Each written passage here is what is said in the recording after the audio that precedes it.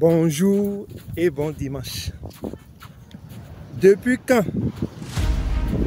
voir quelqu'un faire un bébé a subitement suscité chez nous l'envie d'avoir un bébé le même jour?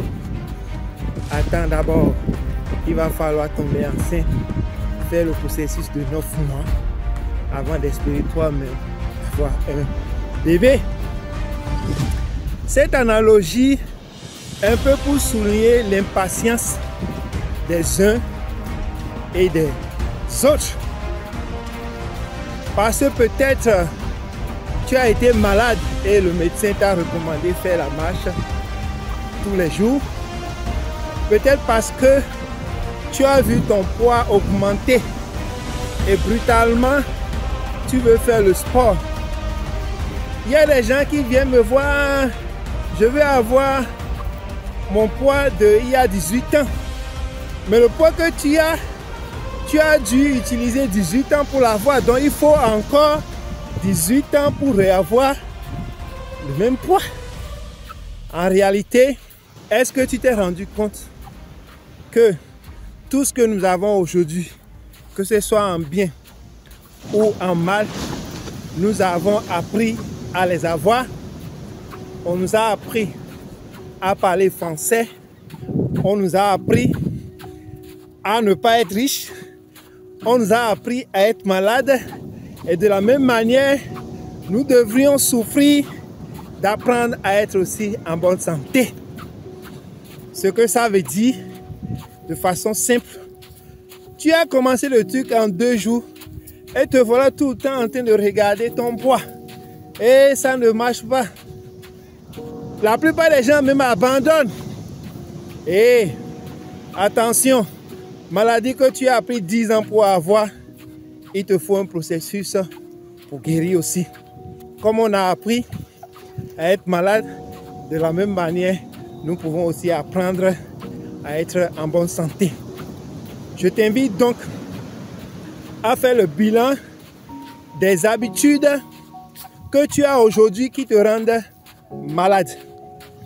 Habitude de manger, habitude de sommeil, habitude de s'asseoir, ainsi de suite. Et décide alors d'établir de nouvelles habitudes qui t'apprennent à vivre longtemps et à vivre en bonne santé. Je partais, mais j'ai voulu compléter quand même.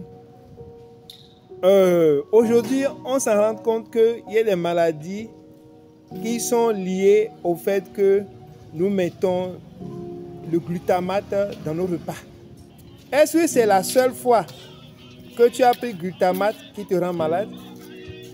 Combien d'années il a fallu pour que finalement, le temps d'incubation, le temps que ton corps abandonne toute lutte pour que tu tombes malade?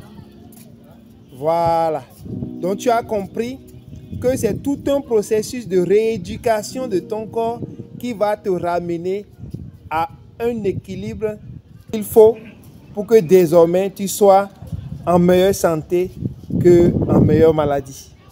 Bon, bref, tu as compris tout le processus qu'il faut pour que finalement tu en reviennes à devenir quelqu'un de vigoureux, de vivace, avec plus de vivalité, capable de vivre 100 ans en bonne santé et en capacité de jouer avec ses enfants.